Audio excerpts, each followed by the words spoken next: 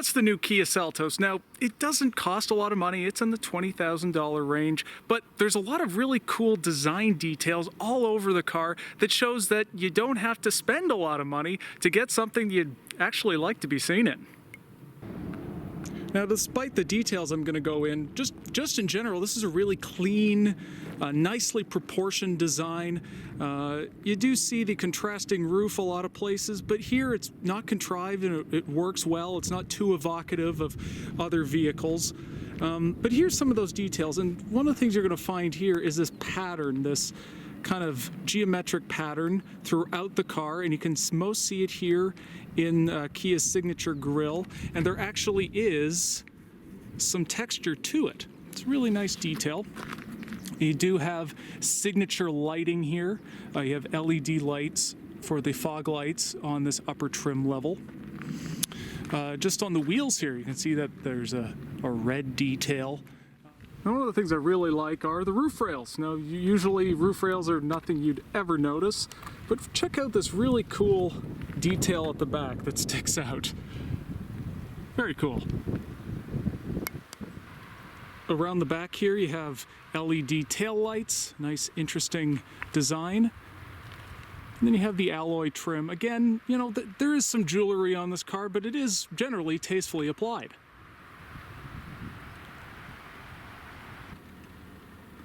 Now, it's the interior where the concept of getting a lot of interesting design for not a lot of money is best shown.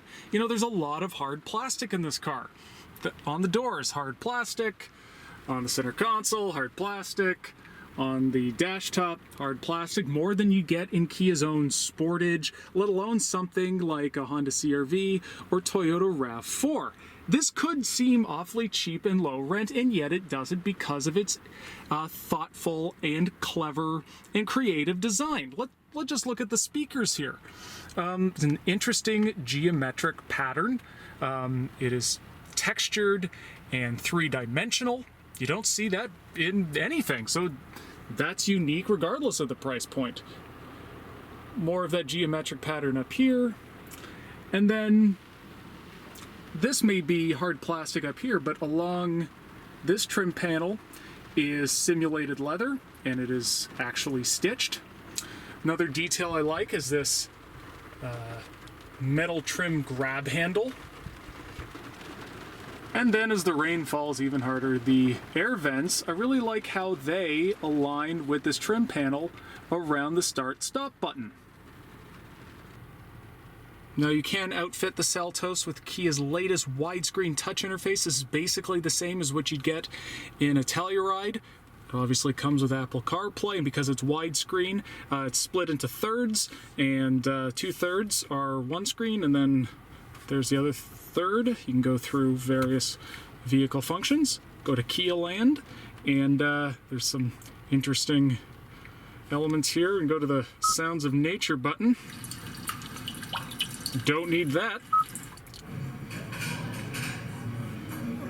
Okay.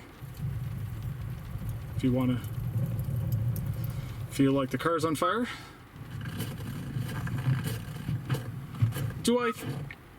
Lively Forest. Now, do I want to listen to this while I'm driving? I don't know. I think it would make me fall asleep, but especially this one. Or it would make you want to pee. And again, don't need that. Now, besides the design, this is actually quite functional. There's quite a lot of back seat space, and the trunk offers a lot of room for luggage, but then you also have thoughtful storage. Those are big door bins. I really like this double-tiered smartphone area, so you can see there's a larger bin there, but then up above, there's a separate rubber tray. That is where the wireless charging is. So basically there's room for two different smartphones or whatever else you want in there. There's a second smaller bin there. You know, again, these are kind of cheap cup holders, nothing really to keep them in place. So, you know, you do see the price point occasionally. But in general, this cabin just looks special. It looks different. So you don't have to spend a lot of money to get that, and I think that's going to make this car stand out in a very crowded field.